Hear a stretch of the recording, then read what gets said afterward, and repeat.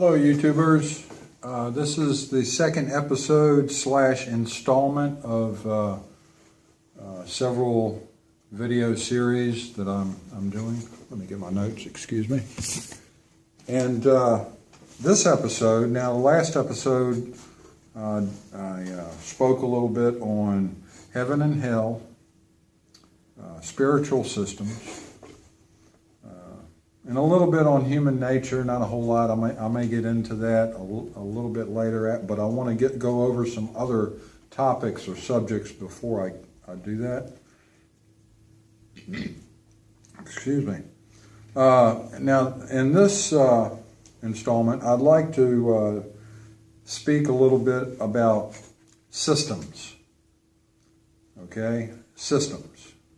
We have all different kinds of systems that we act in, that we, when we live our lives day to day, week to week, month to month, year to year, what have you. There are different systems that we participate in. There are energy systems, there are financial systems, there are tax systems, and there are healthcare systems, just to name a few, to name four. So, if you think about these four systems, and there's more, there's subsystems and what have you, but I like to think about it as systems being within systems. So when you have different levels of situations, okay, activities, or you have different computer systems, you have different educational systems, different religious systems, different spiritual systems, and so forth and so on. So the more, in my opinion, the more systems that you have within systems, the more complex the problems become, and the remedy to those problems, the more detailed, the more complicated and even convoluted these things can become. So, in the previous video, I brought the question up is, why can we not create a more heavenly or a heavenly type of environment for our species, the human race? And it seems that we are existing more so. Now, this may depend on your economic situation or your health situation, or what area of the world you live in, what city you live in, what have you.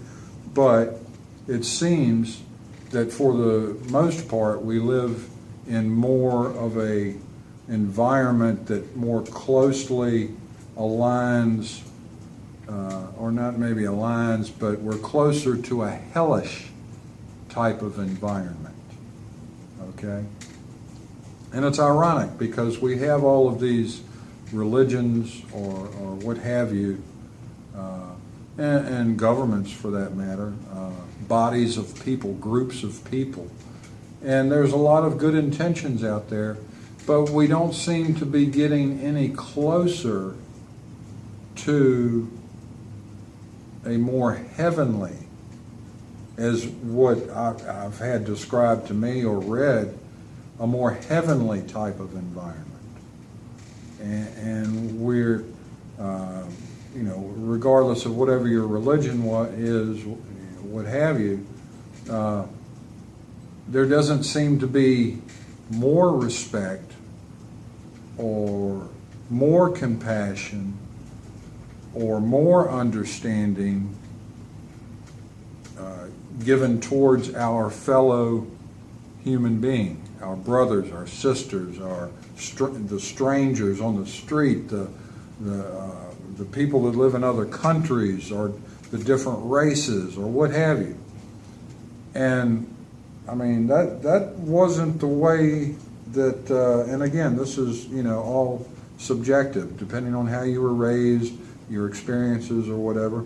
But the way I was raised or whatever wasn't necessarily religious, but I was aware of what some of these religious teachings or scriptures or things were supposed to represent, or supposed to be telling us in as far as how to live life and what to expect after life, okay? And I just don't see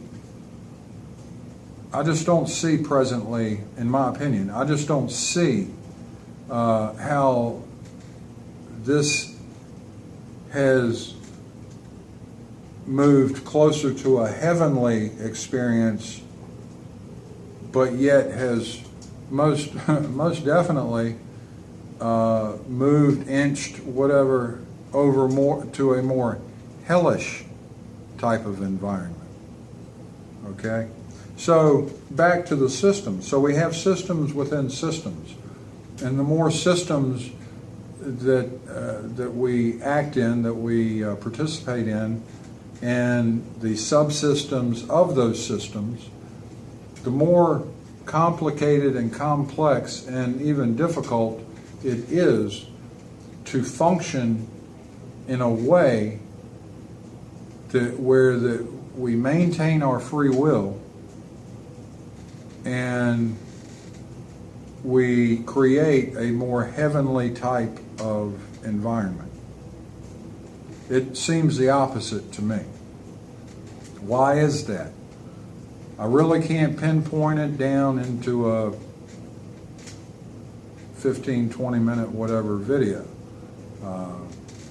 But I'm just trying to make these videos and just putting my thoughts out there so that, maybe it brings up a question for you that you might want to pursue an answer to.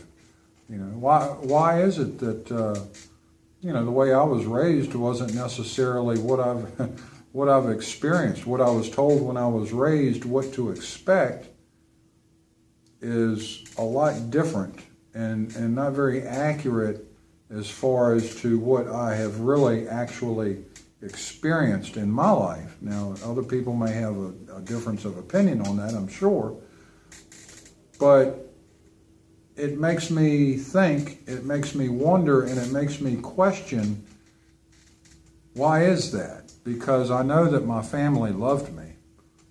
I know that I had good friends, have good friends. And I know that these aren't evil people. So why is my experiences, or have my experiences, been so vastly different from what I was told the way things actually worked and the way things got accomplished, okay? So financial systems. Financial systems, and you have subsystems of the financial system, okay? Why is everything so convoluted and difficult and what have you? Tax systems, the same thing. Why are they so complicated and hard for the average layperson to understand and grasp without, and this goes as far as financial and tax systems. This is almost like a self-perpetuating system, okay? Just with these four systems that I have said: the financial, tax, healthcare, and energy. The financial system, okay, it's made to look, and it has become, depending on, if you just work, you get paid, you go to the store, you buy this, you go to the landlord, you pay your rent, what have you, you go to the bank, you pay your mortgage. That's simple. But then all of the investment and the hedge funds and you know, doing this to get that and doing that to get this and so forth and so on. It requires a lot of times an attorney or a lawyer, especially, most definitely, to draw up contracts for all of these financial and economic agreements or what have you between parties, between me and between the bank, or between me and between between me and another person, or whatever, another entity. So it requires some type of legal expert, usually, if you want to, you know, supposedly to protect yourself and your assets and all that. You have to have a lawyer or an attorney, whatever. Tax systems. I think the last time that I did some research on tax codes and what have you, the federal tax code, I mean, you know, it's a publication of like this. And while we're talking about systems, I'll add another one since I'm here at this point. And the justice system. Okay? The federal justice systems, the laws that are on the books for that can result in imprisonment or some type of punishment, you know, like penal punishment, what have you. It's about as thick. And there's over 4,000 of these laws on the books. And if you ever go to court and you've been charged with something and arrested or what have you, and you have to go to court, and you say, well, Your Honor, I wasn't aware of that law. And you know what the judge is going to say? Ignorance of the law is no excuse. So what's the result of that? Because a lot of people, realize this. So what do? They have to go to a lawyer or an attorney, what have you, to represent them, or you, whatever, in the court of law, because the system is so convoluted and there's so much detail to it, and it's wordplay, it's legalese. And so you say, well, I don't have a chance in understanding this, and so, I'm going to end up with the dirty end of the stick if I don't go hire the services of a lawyer or an attorney. Okay, so there you go. There's two systems, or actually three. You have a financial system, you have a tax system, and you have a justice system. And they pretty much they don't require it, but you're basically, in a sense, taking your life in your own hands against something that you probably know very little about if you go in and try to represent yourself, okay? And there's a lot more to this. It goes a lot deeper, but this is just on the surface, the basics. So you are basically cowed or gently prodded to go seek the services of an expert in law, okay? Between the financial, the systems, the tax systems, and the justice systems. There again, that is just a small, or not actually small, but it is an economical, a self-perpetuating system that generates wealth for a few.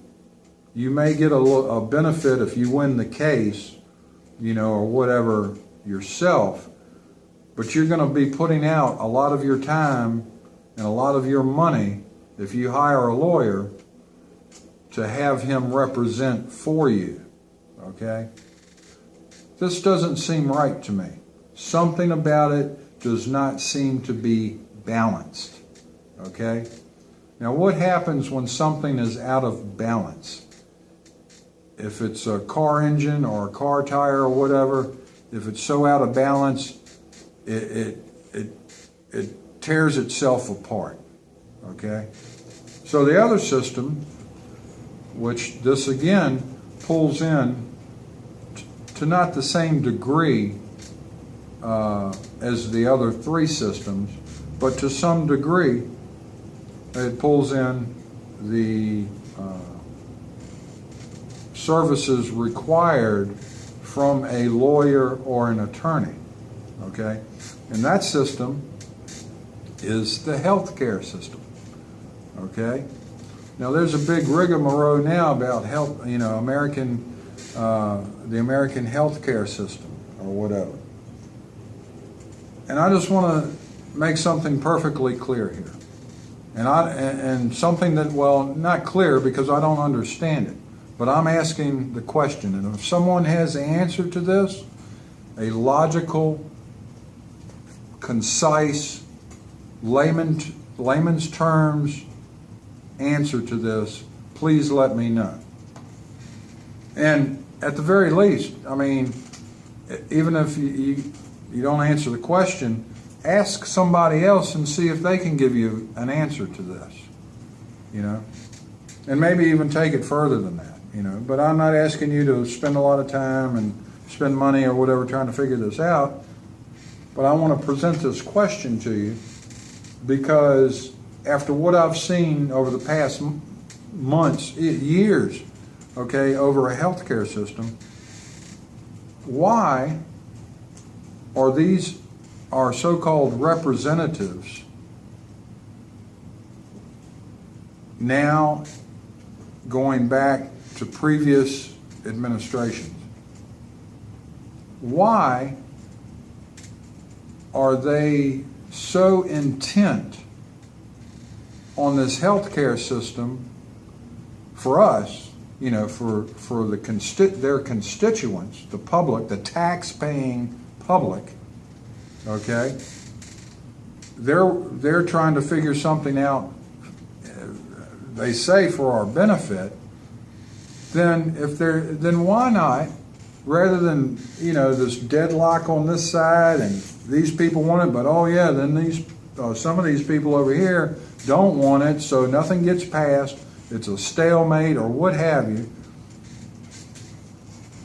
Why don't they just approve a bill, a health care bill, that gives the American taxpayer the same health care system as what our representatives, these people that are bickering back and forth about our health care, that we have a separate system? Why don't they just approve a system and to let us participate in the same system that they're using right now, or make them have to participate in the same system that they approve for all of the other American taxpayers that they are supposed to be representing? Okay, that's my question. I've never heard this brought up on mainstream news shows, talk shows. I hadn't read, that I can remember, anything about it online, any articles. I hadn't heard anybody speaking about it, asking questions about it. But it's a simple question. Why can't we have the same health care as what our elected, or is it selected, our elected representatives have, that we the American taxpayers pay for their health care? Why can we not have the same health care that they have? So that brings into question another system besides the legal system, besides the justice system, the tax system, the financial system. Why can we not have the same system? Okay? Why can they not, as a requirement, have to participate in the same healthcare system that they are negotiating for the American public, the American tax-paying public that pays their salaries with taxes, okay? And I'm going to leave that at that, okay? Next, we have energy systems. Now, I'm not sure how much you may know or understand about energy,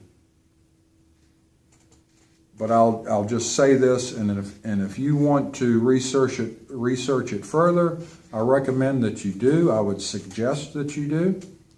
But basically, everything is made up of energy. They say, "Oh no, that's solid.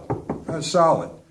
Yes, but with the new science, new scientific discoveries, we are I'm not involved in it, but there are very intelligent people that are good at their work that they do, and that is research into, say, physics, okay? And they are discovering that even though this feels solid to us, our senses, our touch, you know, if it smells, if we see it, and we think, oh, that's solid. Well, but no, it's really not solid. It's because of the way how our senses perceive certain, I'll call it frequencies, and it may be easier to think of it as vibrations of energy. Our senses pick them up differently. This has a vibration that is that we sense, that it makes us, allows us to sense that it's solid, okay? But this, you know, air, we don't sense that as having any kind of feel to it unless you feel a breeze from the wind or what have you, or coldness or warmth or what have you, okay? So that's energy. Okay, everything is energy. Okay, when you delve down, you know, we're talking beyond quantums or qubits or whatever, or not qubits, but quarks and what have you. The further that we get along in our scientific advancements and discoveries, like say we have a really powerful microscope, and so you've heard CERN, you know, the big Hadron Collider over in Switzerland or whatever, and they're looking for the God particle, what have you. Well, okay, so we've picked that up, and as we advance and progress, and we say, okay, well, we found that, well, let's look into it. Well, we don't have the equipment, you know, it's not sensitive enough or for whatever reason, powerful enough or whatever, to actually look down, you know, to look at it very, very closely. But once we do, then we're going to discover, oh, there's something else within that smallest particle or what have you that we discovered a few years ago. So that's going to continue. And just like the universe, you know, we say, oh yeah, we can make a pretty good guess of how big the universe is and what have you, because this does this and that does that, and that means that this is this and that's that. Well, as we discover more of our universe and the vastness of it, when we get to the edges or whatever, there's going to be something beyond that, okay? So it's infinite, okay? So back to the basic energy systems, we have the Air Force just announced that there was going to be a new space warfare arm of the Air Force. Okay, sounds cool. Yeah, woo, you know, things up there, you know, what have you.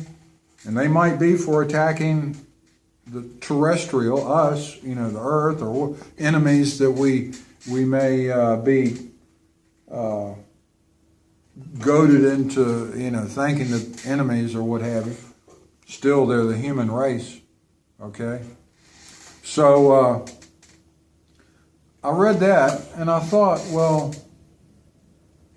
so we're going to have this space warfare group that's using the state-of-the-art technologies, you know, to do this stuff, you know, to you know, make it happen. But yet, as an example, in the Middle East,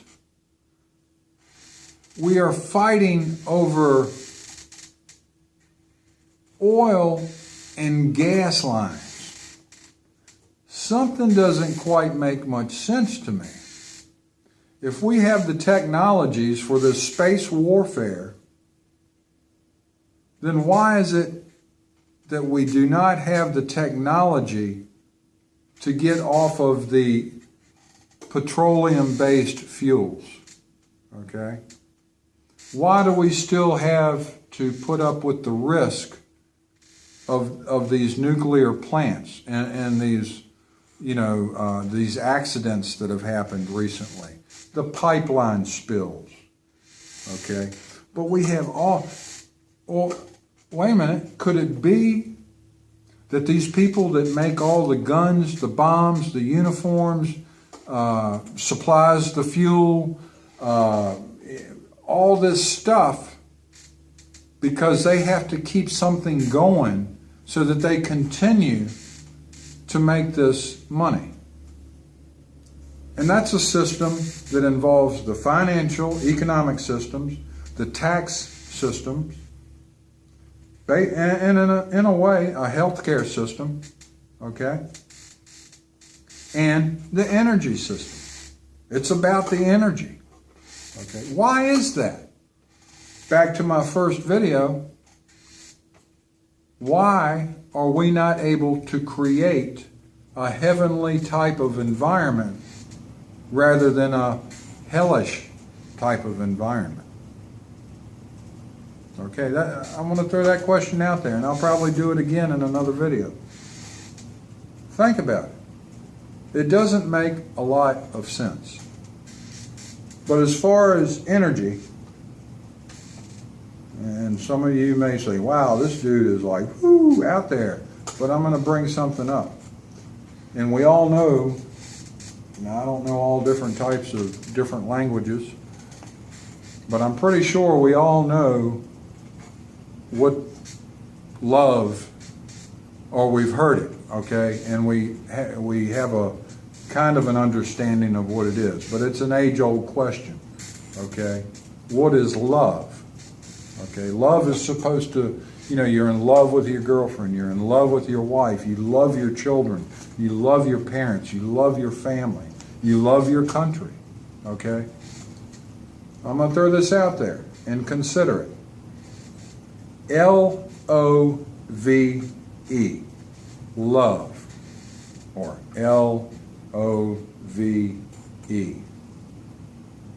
love, living on virtual energy. Okay? Like I said, everything's energy. Okay? Energy. When you, emotions, okay? Emotions create energy within you. Okay? It gets your mind to thinking. You know, when you love that person or whatever, and you see something going on that you want to help them out, or you want to make sure that they aren't harmed in any way, or whatever it is, okay? It creates an emotional reaction within you. And when in that emotional reaction, there's an energy produced, okay? Your brain operates on electrical impulses, okay? Your body, the actual nerves or what have you that, make your heart beat. Okay? They're electrical. Now, it might not be, shocking electrical currents, but it is electrical. It is energy. Okay? So think about it. Living on virtual energy. Oh, but we need gas and we need oil to run our economic systems that we charge money for, that feeds into our financial and economic systems.